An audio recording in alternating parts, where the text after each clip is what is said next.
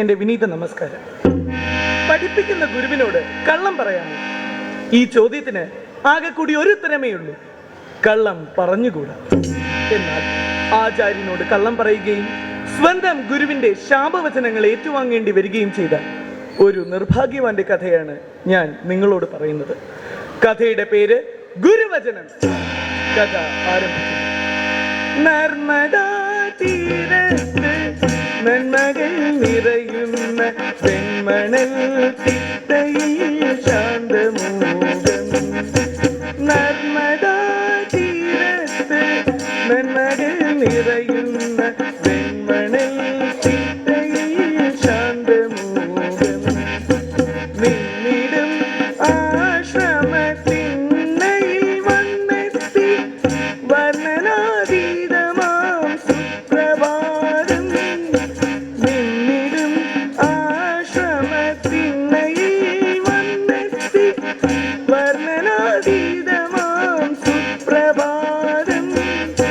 വർണ്ണനാതീതമാം സുപ്രഭാതം.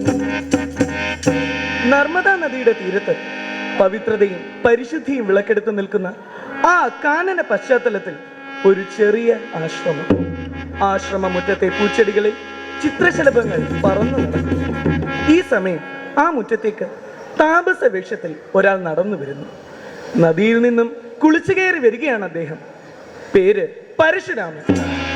അദ്ദേഹം വന്ന് മുറ്റത്തേക്ക് കാല് കുത്താൻ തുടങ്ങുമ്പോൾ എവിടെ നിന്നോ ഒരു ചെറുപ്പക്കാരൻ ഓടി വന്ന് അദ്ദേഹത്തിന്റെ കാലുകളിൽ വീണു.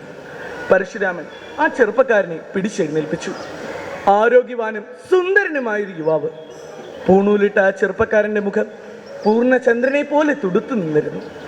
പരശുരാമൻ ചോദിച്ചു, നീ ആരാണ്? നീ എവിടുന്ന് വരുന്നു?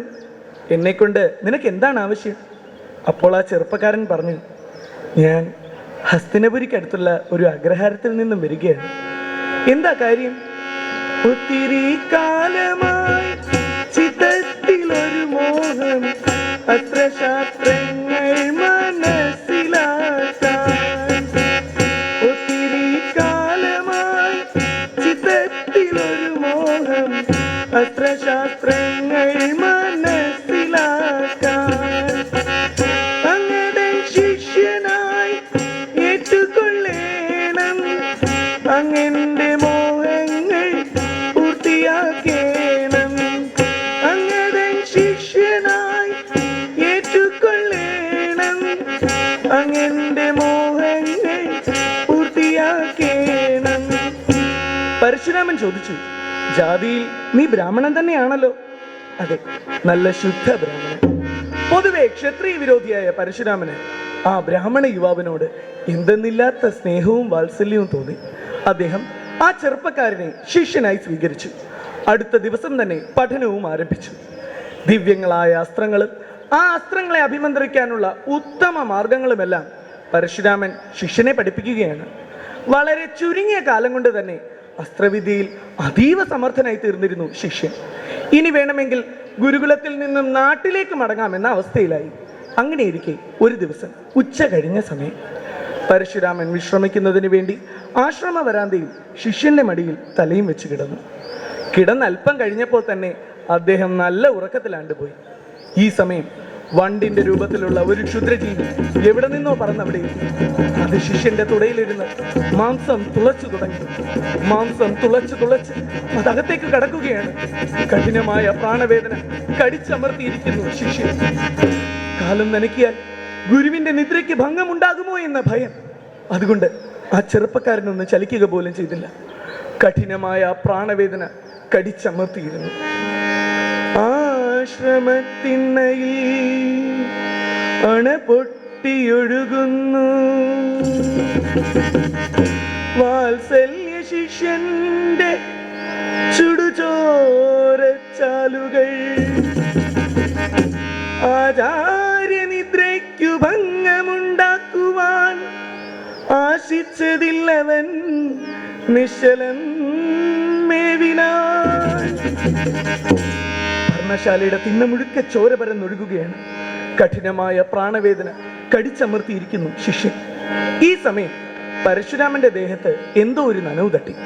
അദ്ദേഹം ഞെട്ടി ഉണർന്നു നോക്കുമ്പോൾ വർണ്ണശാലയുടെ തിണ്ണമുഴുക്ക ചോര.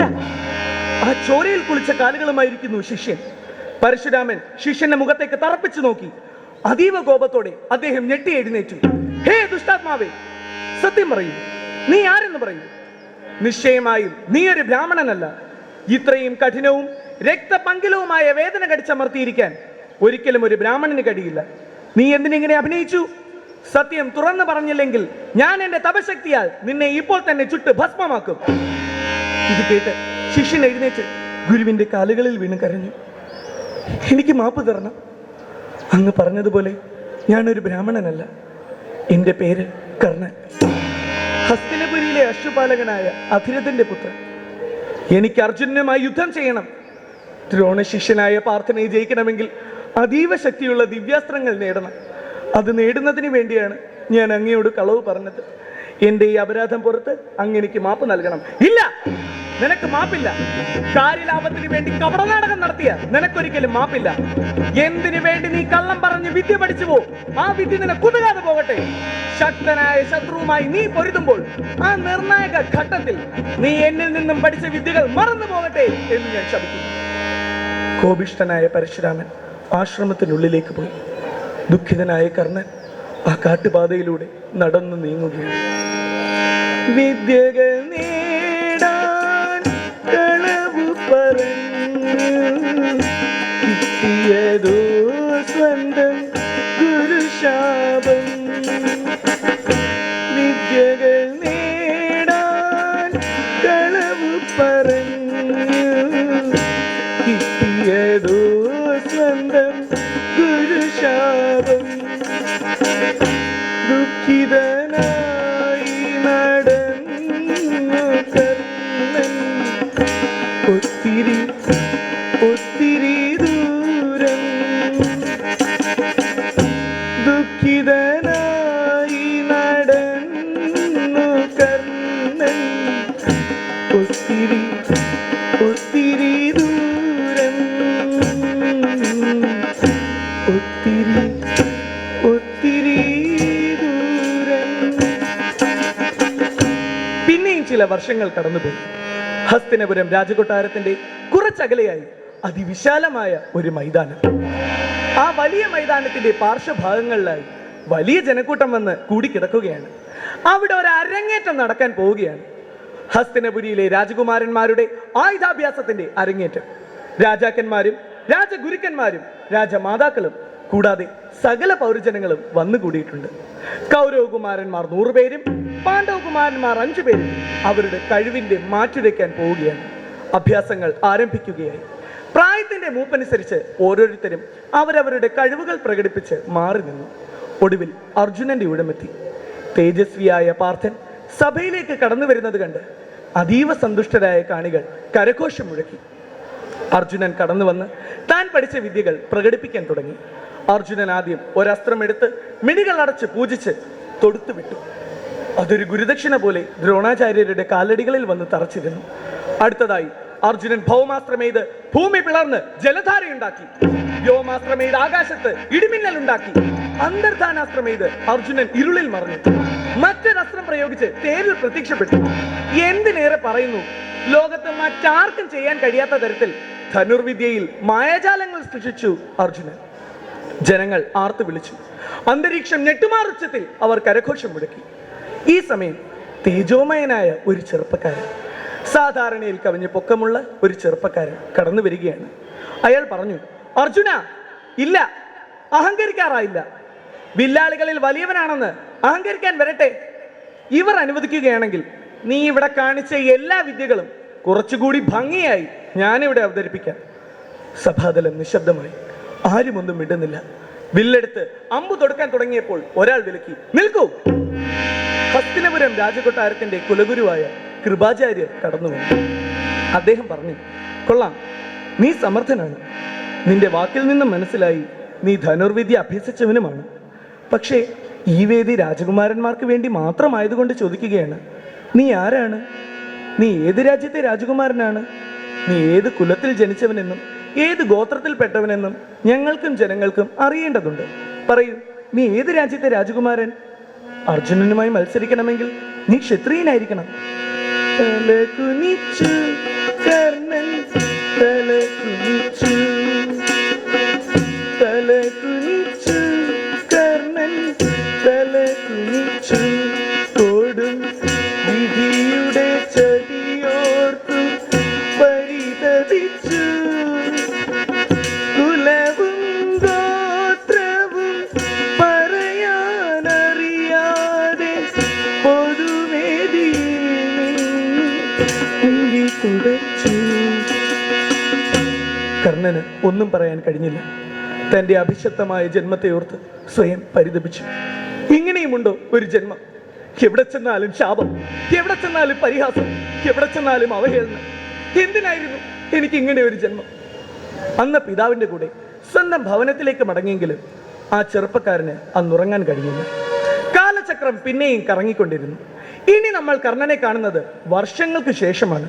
കുരുക്ഷേത്ര ഭൂമിയിൽ വെച്ച് ഭാരതയുദ്ധം തുടങ്ങി. 17-ാം നാളിലെ മധ്യാഹ്നം കുരുക്ഷേത്ര ഭൂമിയിൽ ഒരു വശത്ത് അർജുനനും മറുവശത്ത് കർണനും നിൽക്കുന്നു. അശ്വഹൃദയ വിശാരദനായ ഭഗവാൻ ശ്രീകൃഷ്ണൻ തെളിക്കുന്ന തേരിൽ അർജുനനും അത്രയും തന്നെ പ്രാഗൽഭ്യമുള്ള ശല്യർ തെളിക്കുന്ന തേരിൽ കർണനും. ഇരുവരും അതിഘോരമായ യുദ്ധത്തിൽ ഏർപ്പെട്ടിരിക്കുകയാണ്. സാധാരണ അസ്ത്രങ്ങൾക്ക് പകരം അവർ ദിവ്യാസ്ത്രങ്ങൾ ചെയ്യാൻ തുടങ്ങി. തീജ്വാലകൾ ഉയർത്തി പാഞ്ഞു വന്ന അർജുനന്റെ ആഗ്നേയാസ്ത്രത്തെ കർണൻ വർമാസ്ത്രമേത് നിഷ്പ്രഭമാക്കി. ബ്രഹ്മാസ്ത്രവും നാഗാസ്ത്രവും അവർ പരസ്പരം പ്രയോഗിച്ചു. അർജുനന്റെ ഗാന്ധീവത്തിന്റെയും കർണന്റെ വിജയം എന്ന വില്ലിന്റെയും ജാണലികൾ അന്തരീക്ഷത്തെ പ്രകമ്പനം കൊള്ളിച്ചു. തുല്യശക്തികളായ രണ്ട് വില്ലാളികളുടെ ജീവൻ മരണ പോരാട്ടമാണ് ഇവർ നടത്തുന്നത്. ഇതിനിടയിൽ കർണന്റെ തേർച്ചക്രം മണ്ണിൽ താഴ്ന്നുപോയി. അതും ഒരു ബ്രാഹ്മണന്റെ ശാപമായിരുന്നു. കർണൻ തേരിൽ നിന്നും താഴെ ഇറങ്ങി തേർച്ചക്രം ഉയർത്തുന്നതിനിടയിൽ അർജുനനോട് പറഞ്ഞു, അർജുന, ഞാൻ ഈ തേർ ഉയർത്തുന്നത് വരെ യുദ്ധം നിർത്തിവെക്കൂ. നിരായുധനായി മണ്ണിൽ നിൽക്കുന്ന എന്നെ ഇപ്പോൾ എതിരിടുന്നത് നീതിയല്ല. അപ്പോൾ ശ്രീകൃഷ്ണൻ പറഞ്ഞു, അർജുന, നീതിയെക്കുറിച്ച് പറയാൻ കർണൻ അവകാശമില്ല. നിനക്ക് ഓർമ്മയുണ്ടോ, പണ്ട് പൊതുസഭയിൽ വെച്ച് ദുശാസനൻ ദ്രൗപദിയുടെ ഉടുതുണി പിടിച്ചഴിച്ചപ്പോൾ അതിനെതിരെ ഒരക്ഷരം മിണ്ടിയവനല്ല ഈ കർണൻ. കൗമാരം മാറാത്ത നിന്റെ പുത്രൻ അഭിമന്യുവിനെ ചക്രവ്യൂഹത്തിനകത്തിട്ട് പട്ടിയെ കൊല്ലുന്നത് പോലെ തല്ലിക്കൊന്നപ്പോൾ അതിന് കൂട്ടുനിന്നവനാണ് ഈ കർണൻ. അങ്ങനെയുള്ള കർണനെ കൊല്ലാൻ ഇനി ഒരു നിമിഷം വൈകരുത്. അർജുനൻ ചിന്തിച്ചു. ശരിയാണ്, ശ്രീകൃഷ്ണൻ പറയുന്നത് അക്ഷരാർത്ഥത്തിൽ ശരിയാണ്. ബാലകന്മാരായ ഞങ്ങളെ ഗംഗാനദിയിൽ മുക്കിക്കൊല്ലാൻ ശ്രമിച്ചതും അമ്മയെയും മക്കളെയും അരക്കില്ലത്തിനകത്തിട്ട് നിർദ്ദയം ചുട്ടുകരിക്കാൻ ശ്രമിച്ചതും പൊതുസഭയിൽ വെച്ച് ദ്രൗപദിയെ മാനം കെടുത്തിയതും ഒരിക്കലും മറക്കാൻ കഴിയുന്നതല്ല. ഈ എല്ലാ ഹീനകൃത്യങ്ങൾക്കും കൂട്ടുനിന്നവനാണ് ഈ സൂതപുത്രൻ. രാജസഭയിൽ വെച്ച് ഞങ്ങളുടെ പ്രിയപ്പെട്ട പാഞ്ചാലിയെ വേശ്യ എന്ന് വിളിച്ച് അധിക്ഷേപിച്ചവനാണ് ഈ ശൂദ്രൻ. അർജുനൻ പിന്നെ ഒരു നിമിഷം വൈകിയില്ല. അർജുനൻ അഞ്ജലിക എന്ന അസ്ത്രം അഭിമന്ത്രിച്ച് കർണന് നേരെ പ്രയോഗിച്ചു. കർണൻ എന്തു ചെയ്യണമെന്നറിയാതെ, തന്റെ ബുദ്ധിയിൽ യാതൊന്നും കടന്നു വരാതെ നിസ്സഹായനായി നോക്കി നിൽക്കുകയാണ്. എന്തോന്നു ചെയ്യണമെന്നറിയാതെ ചിന്തിച്ചു നിന്നു പോയി കർണൻ. ബുദ്ധിയിലൊന്നുമേ തോന്നാതെ അന്നേരം നിശ്ചലം നിന്നുപോയി കർണൻ. ശാപഗ്രസ്തനായ കർണന് ഒന്നും ചെയ്യാൻ കഴിഞ്ഞില്ല. പാർത്ഥന്റെ ഉന്നം പിടച്ചതുമില്ല. ആകാശത്ത് നിന്നും നട്ടുച്ചയ്ക്ക് സൂര്യൻ പൊട്ടി നിലത്ത് വീഴുന്നത് പോലെ വില്ലാളിയായ കർണന്റെ ശിരസറ്റ് നിലത്ത് വീണു. ഇത് കണ്ട് ആകാശത്ത് സൂര്യൻ വിളറി വെളുത്തുപോയി. പ്രിയമുള്ളവരെ, ഈ കഥയിൽ നിന്നും നമുക്കൊരു പാഠം പഠിക്കാനുള്ളത്, ഗുരുനാഥനോട് ഒരിക്കലും കളവ് പറയാൻ പാടില്ല. ഈ കഥ ഇവിടെ പൂർണ്ണമാകുന്നു. നന്ദി, നമസ്കാരം.